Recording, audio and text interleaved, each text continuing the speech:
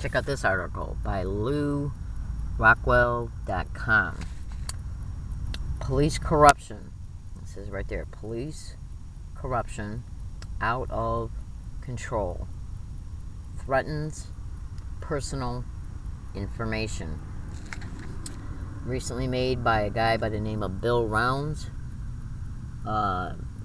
Patient privacy rights in private hospitals. And it says right here, police corruption. Police corruptions means high percentage of police are criminals. And it's flat out right about the San Diego Police Department. Okay? And it says here that there's 1,100 patrol officers under the criminal or internal investigation as far as being police officers in the San Diego Police Department. And that a solid 1% of the police so far right now, 11 police officers in the last 5 months have been arrested for rape, brutally assaulting people, and everything else. I mean, God, it doesn't even, I don't know, I can't find it right now in the article, but all you gotta do is Google it. I'm telling you right now, today, fellow San Diegoans, that the San Diego police are corrupt as hell. All the way up until the mayor's office and internal investigations. And if you don't believe what I'm saying, type in Citizens Review Board, and the Voice and Viewprint newspaper did an article, and the San Diego Union Tribune did an article in reference to the San Diego Citizens Review Board being intimidated and brutally bullied by San Diego Police Department's Internal Affairs Division to coerce them, intimidate them, and bully them in reference to them working as an independent investigation tool about police officers that have had complaints brought about against them. I can't get help from nobody, okay, because of this bullshit that these people are involved in such bad organized crime. It's almost undescribable, and they are picking out the most vulnerable in society, people like me, disabled, that are on disability, to go after people like me for my disability check. Google 4 mentally disabled individuals kept in a basement for 10 straight years by a woman who had been in prison for murder, who put her boyfriend in a closet and starved him to death. Okay? How does she get syndicated legal probate control of 4 mentally disabled people on disability without her getting the help of a syndicated organized crime probate attorney? She'd also had the identification cards of 50 other people on disability. Do the math. Now, I'm disabled, true, and I am on disability, but I know how to take care of myself. If I didn't know how to take care of myself and I wasn't smart, I'd already be in syndicated organized crime control or dead. Yeah. Okay. So I'm here to tell you today, my name is Leslie Williams. I know how to take care of myself. I know how to run an apartment, pay rent on time, balance the checkbook, go out and get my groceries done, and bought and cooked, and pay my utilities on time, and save money. I'm 3 college credit hours away from a degree. Okay, I got a degree in drafting. Okay, I know exactly what I'm doing with me and my life, and I know exactly what's going on towards me in my life. Organized gang stalking that the San Diego police are directly connected to, as well as members of the San Diego County District Attorney's Office, Prosecutor's Office, Internal Affairs, and I can't get no help. And if you don't believe what I'm saying, go to the YouTube channel and type in Norm Wicks. Norm Wicks. Him and his son are both on disability, and they're being gang stalked all over San Diego and California right now. He's made many videos about the San Diego police harassing him.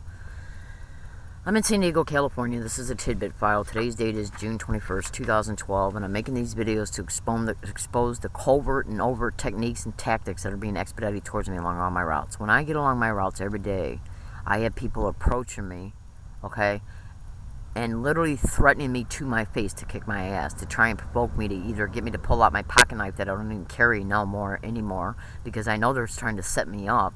See, because in order to take syndicated probate attorney control of an individual, you have to prove that the target cannot take care of themselves, or that they're a threat to other people. I did my research online about it. And anybody should know that I can take care of myself if I've been a victim of this crime as long as I have been, and have never gotten in trouble as far as like being violent with anybody. 10 full years of this shit every single day, and I have not lost it and got violent with anybody. Okay, and they see that I'm not breaking down and calling 911. and they see they can't entrap me by getting me to open up and saying, yeah, people are stalking me, I don't know why. Because that's what literally the type of bullshit they try to suck you into as far as conversations go when you have to call 911. Yeah, because their whole goal is to get you to open up about what's happening to you so they can then turn around and call you crazy. Because that's literally part of the schemes of what they do. Okay? And they see I'm not doing that. Instead, I'm just referring them to the internet when I tell them that I'm a target of organized stalking, and if you need to know what that is, go to Google and type it in. That's what I told the FBI officer 2 days ago. Was it yesterday? Yeah, it was yesterday. Yesterday morning I went and saw him. And so they know that they can't suck me in. So what they're going to try and do now is provoke me along my path, which is what they're already doing, to get me to try and see if I'll get violent. So they can, because when they stage these incidences, they stage the witnesses too. And then one of them calls 911, they come out and hear the bullshit story by the people involved and the witnesses. The police officer then says, well, we ain't got no other recourse except for to arrest you and possibly petition you in the county mental health. This is how they operate. In order to be able to eventually take enough accumulated documentation that county mental health is gladly ready to do towards you, and to eventually use that to contain you in a syndicated run group home, where they take over your finances, exploit your Medicare, and exploit the target sexually. This is literally how they operate, okay? And they know I'm exposing it online. So they're going to either provoke me along my routes and then stage the witnesses and try and say that I acted out or got violent, or they're going to come here and try and say I'm hiking. And why are you hiking? You got Social Security. Because they stalk you to apartments that you rent too. Go to Google and type in organized stalking or gang stalkers run apartments next to targets, and look at how many Google generated responses you'll get. Google organized stalking or gang stalking and landlords and property owners. 2 separate searches there. Look how many responses you get. This is statistical data that you can observe to see that these campaigns go on in these type of protocol methods. Yeah. In order to break targets down and take everything they got, and then to exploit the destitution, to exploit the rest of what a target has, or to exploit what they can apply for in the target's name once they get a hold of them. It's organized crime in the system. All right, my name is Leslie Williams. Today's date is June 21st, 2012, and I'm making this file right now to let you know that these are literally the types of methods, tactics, and schemes that the California government is going to eventually try with me to this county of San Diego, or when I go up to Yucca Valley, California, whenever I decide to go do that, to go see David Larson. He's another organized gang stalking target.